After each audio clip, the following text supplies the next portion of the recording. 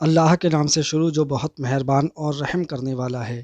ناظرین کرام، ہماری زندگی میں جو پریشانیاں آتی ہیں اس کی 3 وجہ ہیں۔ نمبر 1، ہم پر جو پریشانی مصیبت آتی ہیں ہماری بے احتیاطی کی وجہ سے آتی ہیں۔ جیسے ہم غلط سائیڈ میں جانتے ہوئے بھی گاڑی چلا رہے ہیں، ہمیں پتہ ہوتا ہے غلط سائیڈ میں گاڑی چلانے سے ایکسیڈنٹ ہونے کا خطرہ ہے۔ ایسی حالت میں ہم پر جو پریشانی آتی ہے وہ ہماری بے احتیاطی کا نتیجہ ہے۔ ہم چاہیں تو ایسی کافی پریشانیوں سے بچ سکتے ہیں اگر تھوڑا سا احتیاط کریں تو۔ دوسری وجہ ہے ہم پر جو پریشانیاں اللہ تعالیٰ کی طرف سے آتی ہیں وہ ہمارے گناہوں کی وجہ سے آتی ہیں۔ اللہ تعالیٰ ہمیں دنیا پر ہی ہمارے گناہوں کی سزا دے دیتا ہے، اس لیے ہم پر پریشانیاں اور مصیبتیں آتی ہیں۔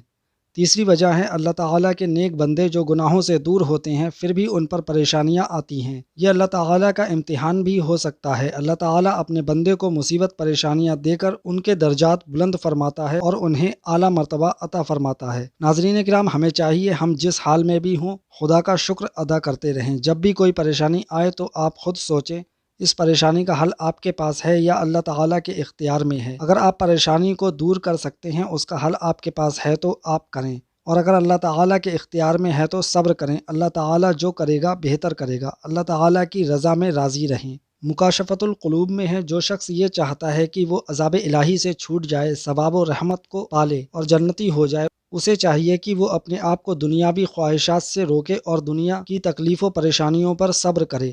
جیسا کہ اللہ تعالیٰ کا فرمان ہے، اللہ صبر کرنے والوں کو محبوب رکھتا ہے۔ صبر کی کئی قسمیں ہیں۔ اللہ کی اطاعت پر صبر کرنا، حرام چیزوں سے رک جانا، تکلیفوں پر صبر کرنا اور پہلے صدمہ پر صبر کرنا وغیرہ۔ حضرت زکریا علیہ السلام جب یہودیوں کے حملے کی وجہ سے شہر سے باہر نکلے کہ کہیں چھپ جائیں اور یہودی ان کے پیچھے بھاگے تو آپ نے اپنے قریب ایک درخت دیکھ کر اسے کہا، اے درخت مجھے اپنے اندر چھپا لے۔ درخت چر گیا اور آپ اس میں چھپ گئے۔ جب یہودی وہاں پہنچے تو شیطان نے انہیں ساری بات بتلا کر کہا، اس درخت کو آری سے 2 ٹکڑے کر دو۔ چنانچہ انہوں نے ایسا ہی کیا، اور یہ صرف اس لیے ہوا کہ حضرت زکریا علیہ السلام نے اللہ تعالیٰ کی ذات کی بجائے اللہ کی پیدا کی ہوئی چیز سے پناہ طلب کی تھی۔ آپ نے اپنے وجود کو مصیبت میں ڈالا اور آپ کے 2 ٹکڑے کر دیے گئے۔ حدیث قدسی میں ہے، اللہ تعالیٰ فرماتا ہے، جب میرا کوئی بندہ مصیبتوں میں مجھ سے سوال کرتا ہے میں اسے مانگنے سے پہلے دے دیتا ہوں اور اس کی دعا کو قبول کر لیتا ہوں، اور جو بندہ مصیبتوں کے وقت میری مخلوق پیدا کی ہوئی چیز سے مدد مانگتا ہے میں اس پر آسمانوں کے دروازے بند کر دیتا ہوں۔ کہتے ہیں کہ جب آری حضرت زکریا علیہ السلام کے دماغ تک پہنچی تو آپ نے آہ کی، ارشاد الہی ہوا، اے زکریا مصیبتوں پر پہلے صبر کیوں نہیں کیا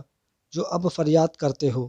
اگر دوبارہ آہ منہ سے نکلی تو صبر کرنے والوں کے دفتر سے تمہارا نام نکال دیا جائے گا۔ تب حضرت نے اپنے ہونٹوں کو بند کر لیا، چر کر 2 ٹکڑے ہو گئے مگر اف تک نہ کی۔ اس لیے ہر عقل مند کے لیے ضروری ہے کہ وہ مصیبتوں پر صبر کرے اور شکایتی حرف زبان پر نہ لائے تاکہ دنیا و آخرت کے عذاب سے نجات حاصل کر لے، کیونکہ اس دنیا میں مصیبتیں انبیاء علیہ السلام اور اولیاء اللہ ہی پر زیادہ ڈالی جاتی ہیں۔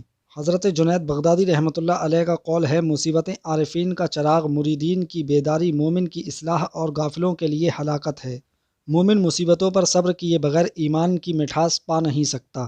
حدیث شریف میں ہے، جو شخص رات بھر بیمار رہا اور صبر کر کے اللہ تعالیٰ کی رضا کا چاہنے والا ہوا تو وہ شخص گناہوں سے ایسے پاک ہو جائے گا جیسے کہ اپنی پیدائش کے وقت تھا۔ اس لیے جب تم بیمار ہو جاؤ تو عافیت کی تمنا نہ کرو۔ جناب ضحاک کہتے ہیں، جو شخص 40 راتوں میں ایک رات میں بھی مصیبت و دکھ میں گرفتار نہ ہوا ہو، اللہ تعالیٰ کے یہاں اس کے لیے کوئی خیر و بھلائی نہیں ہے۔